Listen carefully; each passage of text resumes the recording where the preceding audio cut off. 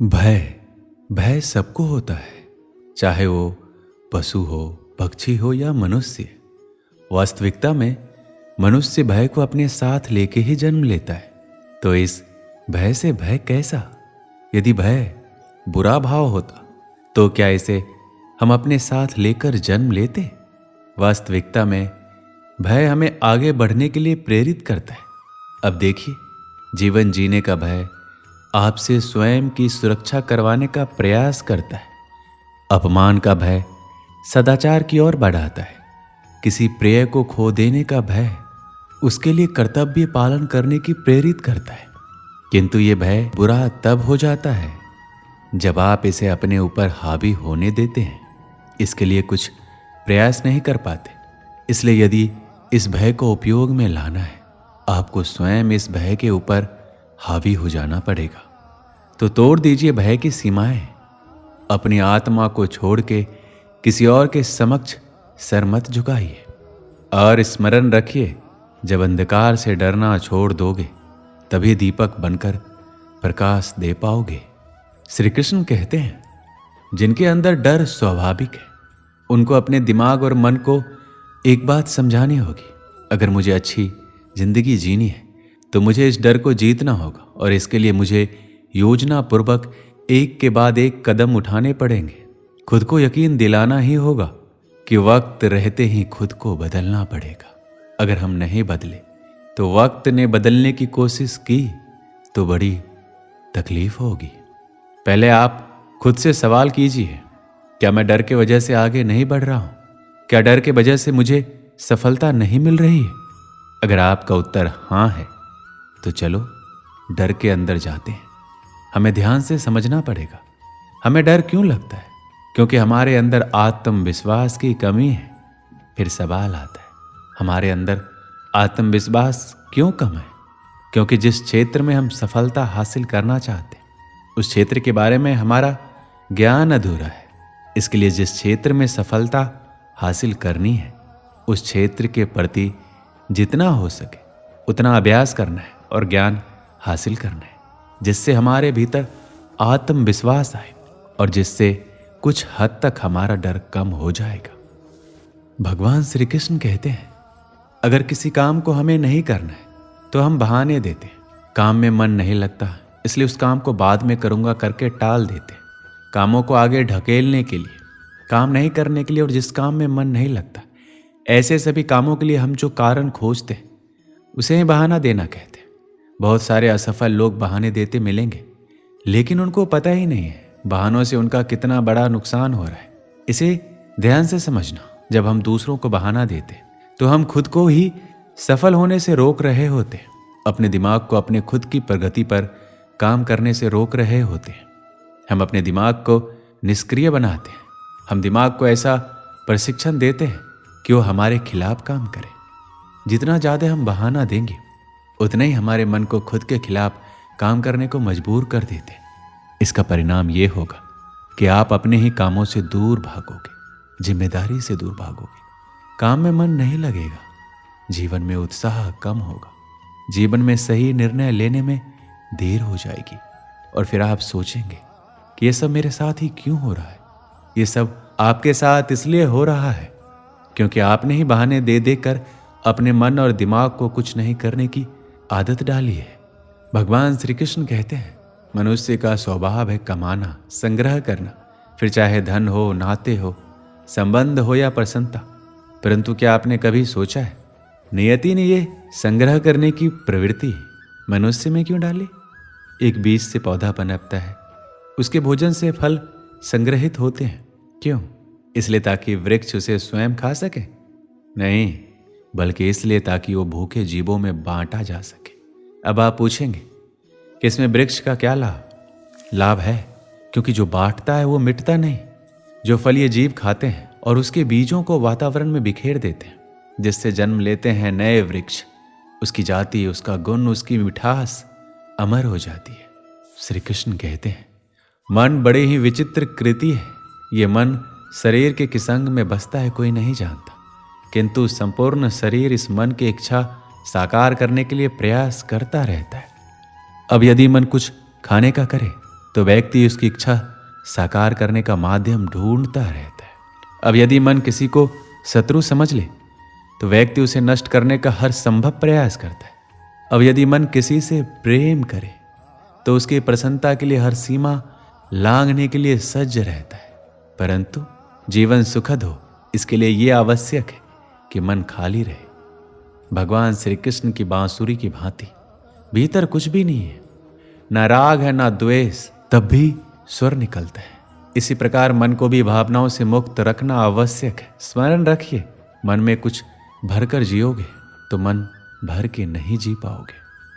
भगवान श्री कृष्ण कहते हैं, मनुष्य की सोच संसार का सबसे गहन या कहो सबसे कठिन भाव है। कब क्या होने के पश्चात ये मन क्या सोच बैठेगा ये कहना असंभव है। और यही सोच कई बार हमारे मन में हीन की भावना ले आती है। हम सदा हमसे ऊपर की श्रेणी के व्यक्तियों को देखते हैं, उनके जीवन का विश्लेषण करते हैं और फिर स्वयं को हीन समझ लेते हैं। इसके पास इतना धन है, उसके पास कितना बल है और मेरे पास कुछ भी नहीं। मैं कितना हीन व्यक्ति हूँ, संसार के लिए मैं कुछ भी नहीं हूँ। होता है ना ऐसा, किंतु ऐसा नहीं है। आपके पास भी बहुत कुछ है। पलट के देखिए, किसी भूखे व्यक्ति को केवल एक रोटी मिल जाए तो भले ही दूसरों के लिए वो अन्न का दाना होगा, किंतु इसके लिए वो भोज से कम नहीं है।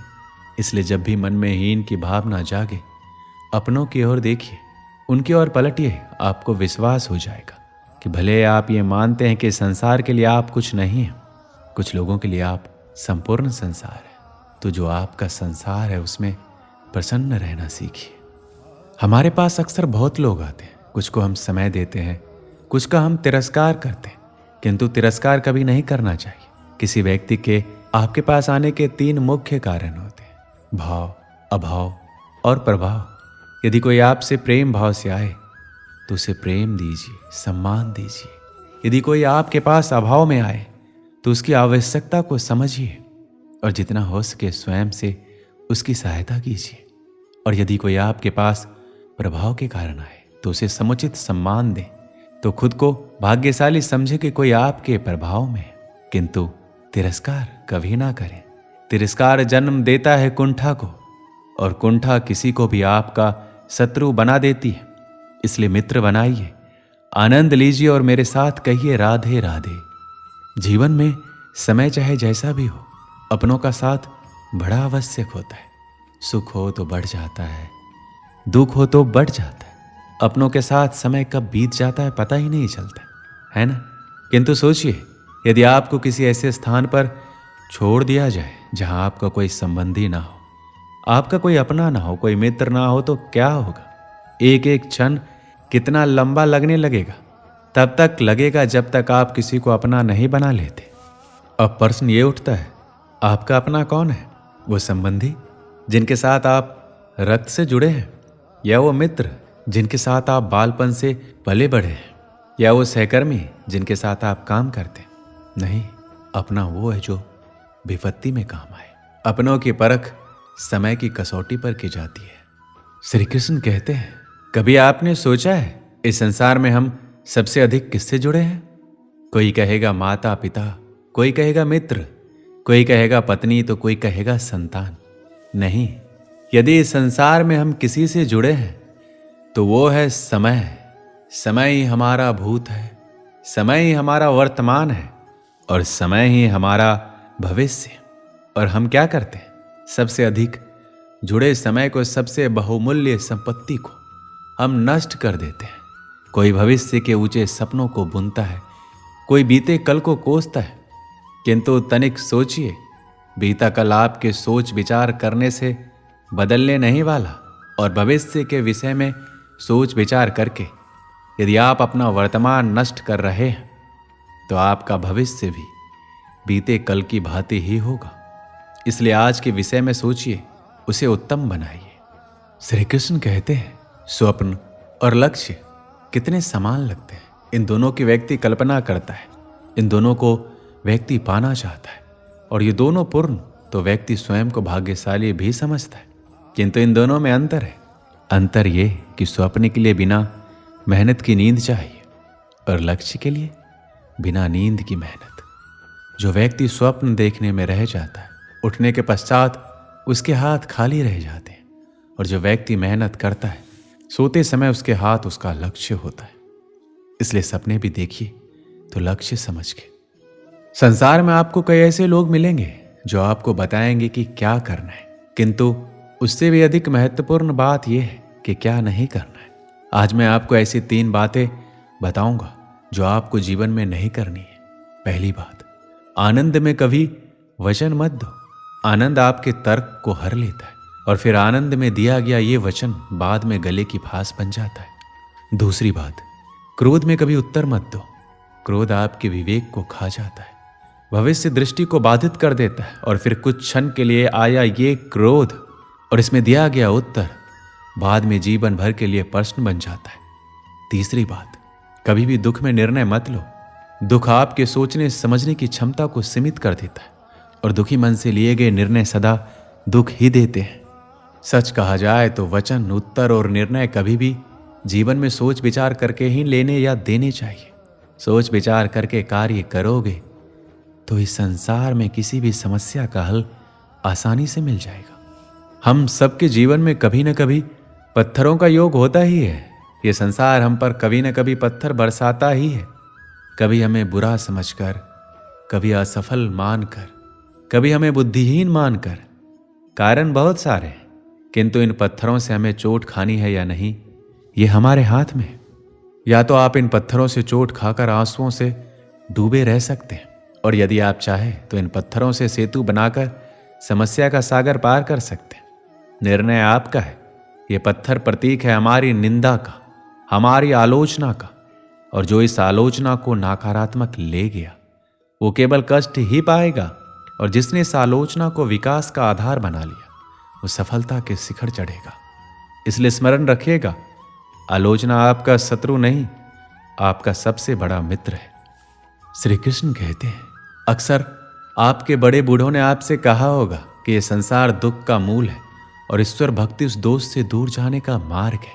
किंतु सोचिए, यदि यह संसार दुख का सागर होता तो क्या नियति आपको यहां जन्म लेने देती? क्या ईश्वर यहां पर अवतार लेते? जब समस्याओं पर हमारा वश नहीं चलता, हम आरोप लगाते हैं इस संसार पे, यहाँ के लोगों पे, सोचते हैं काश वो यहाँ पर आया ही नहीं होता।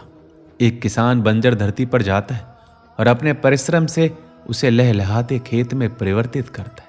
एक दर्जी जिसके पास एक सामान्य सा वस्त्र जाता है, अपने परिश्रम से उसे एक सुंदर वेश में परिवर्तित कर देता है। आप भी परिश्रम कीजिए।